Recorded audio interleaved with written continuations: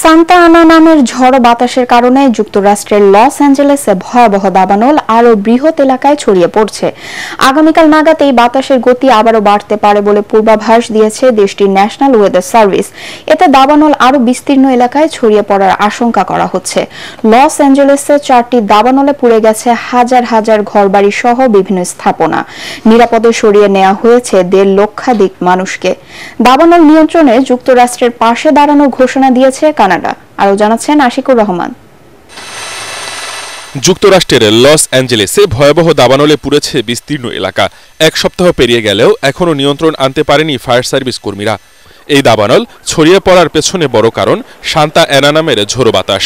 সম্প্রতি বাতাসের গতি কিছুটা কমায় আগুন নিয়ন্ত্রণে এসেছিল, তবে কিছু এলাকায় গতি বাড়ার আবারও আশঙ্কা করছে যুক্তরাষ্ট্রের ন্যাশনাল ওয়েদার সার্ভিস। তারা জানিয়েছে লস অ্যাঞ্জেলেস ও ভেঞ্চুরা কাউন্টিতে মঙ্গলবার সকাল পর্যন্ত বাতাসের গতি বাড়তে পারে।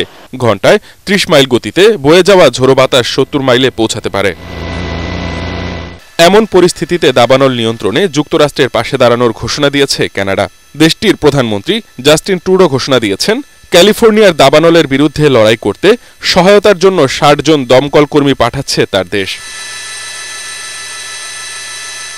বসুন্ধরা টিস্যুতে ছাড়ের ছড়াছড়ি। বসুন্ধরা টিস্যু নিয়ে এলো নিশ্চিত ছাড়। এদিকে লস অ্যাঞ্জেলেসে এখনও 4টি দাবানল সক্রিয় রয়েছে। এর মধ্যে প্যালিসেইডস দাবানল আরও 1000 একর এলাকায় ছড়িয়েছে। পুড়ে গেছে 22,000 একর এলাকা। লস অ্যাঞ্জেলেসের 12,000 অবকাঠামো ধ্বংস হয়ে গেছে। 57,000 অবকাঠামো ঝুঁকির মুখে। প্রাণ বাঁচাতে এলাকা ছেড়ে যেতে বলা হয়েছে 1,53,000 মানুষকে। ক্যালিফোর্নিয়ার ফায়ার সার্ভিস জানিয়েছে এখন পর্যন্ত প্যালিসেইডস দাবানল মাত্র 11% নিয়ন্ত্রণে আনা গেছে। দাবানলে এ পর্যন্ত কমপক্ষে 24 জনের মৃত্যু হয়েছে। আশিকুর রহমান, এটিএন বাংলা।